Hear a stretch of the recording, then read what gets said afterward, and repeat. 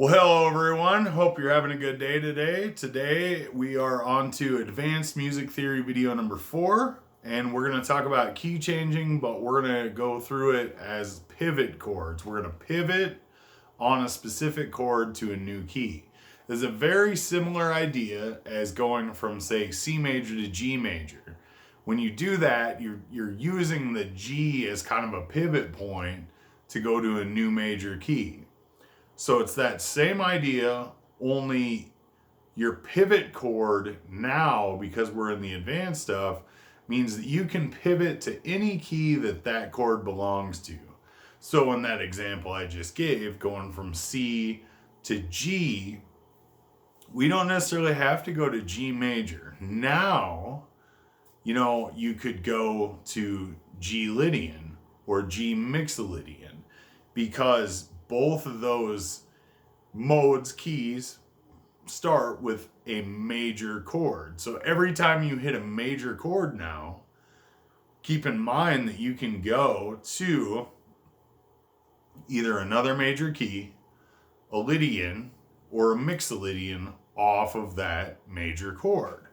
The same can be said for any minor chord, only then you can either go to Dorian, Phrygian, or minor, Aeolian, on any minor chord. So in C, the 2 chord is this D minor chord. When you go to that D minor chord, you could progress from that chord as though you're in D Dorian, right?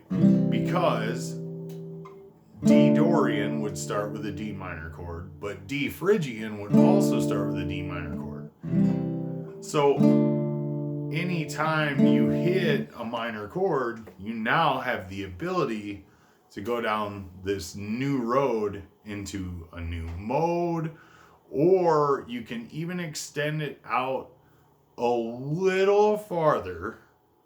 And for example, that D minor would be the 3 chord in B flat major, right? B flat, C, D. The 3 chord in a major key is always a minor chord. So you could pivot from playing C major a while, use that D minor chord to pivot to B flat major. And then your 2 chord would now be a C minor instead of that C major we were using. So it's a pretty simple idea. You're just pivoting, but each time you decide to pivot, you can pivot to any mode or major or minor key. I know it's weird that we think of major keys and minor keys as not as modes. They are a mode. It's kind of weird the way our brains kind of, or at least mine, maybe I'm the only weirdo. I always think of them as they're the real keys and the modes are like, but they're not. They're all their own key when you think about it. So yeah, D minor, just think of all the options from D minor. You can go to D Dorian, you can go to D Phrygian. You can choose to stay in C major. You can go to B flat major. Or you can go to F major, because that would be the 6th chord in F major. So then you'd be here. But what's interesting is that B flat chord is the 4 chord in F major. So now if you think about it, I don't want to go too crazy in depth about like all of the options. I just want to throw this idea at you, give you some time to think about it with some examples, and then we'll go a little deeper. But just keep in mind how we said, okay, you can go from D minor to B flat major, right? Because the D minor is the Phrygian, or the 3rd spot of B flat. But D minor is also the 6th spot of F major, which includes a B flat major chord. The only reason I point that out is I want you to start seeing that it's actually a lot more simple than you think. You'll always start to run into seeing the same chords kind of appear and disappear, even though you took an adventure. You pivoted on D to say D Phrygian. Well, now you've got these chords that are, they keep popping up because in B flat major, the F chord is the 5 chord of B flat. Or if you go to F major off that D minor, the B flat is the 4 chord. So you see how even though you pivoted on that D minor, and you did step away pretty hard from C major, all the steps you take away from C major off that particular chord still have a lot of chords in common with each other. So you start seeing that, like, oh, there are all of these branches, but they're not as wildly different as I may have thought at one point.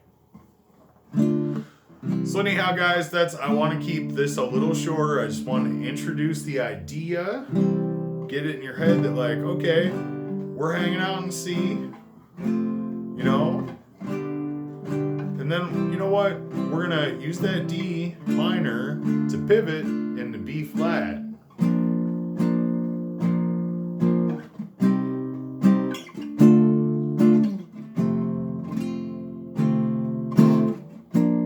And you can use that D minor to pivot back to C. We'll go through the A minor quick off of that D minor. So from that D minor into that A minor, you're already in your head, you're already back to C major. You're just taking a little step to get back there, and then you're back. So we just pivoted off the 2 chord of C major, and our head turned it into the 3 chord of B flat major, went to B flat major, came back around off that 3 chord, which was the D minor, by turning it into the 2 chord of C major, hitting the old 6 chord of C major, and then back to 1 of C major. Okay, pivot chord for key changes. We will cover more of that. I will talk more in depth about different ideas of where you can go with these pivot chords, but I wanted to introduce it so that you could have time to kind of start thinking about it, get it in your head, get a feel for it, and keep it simple. Like I said, it's really not that complicated. There are only so many keys that a D minor chord's going to show up in, right? So there are only so many options, and the same goes for all the other chords. The C major chord only shows up in so many different keys. It's from there you can get creative by going, okay, well, we went to C major, but instead I'm going to play in D dorian instead of going to C major. It's those avenues that we can really take and go into some odd directions. Anyhow, have a good day. I'm sure you'll get this. Just think about it a little bit, slow it down in your mind, give it some time. It'll make sense. You're going to do awesome. Have a wonderful day.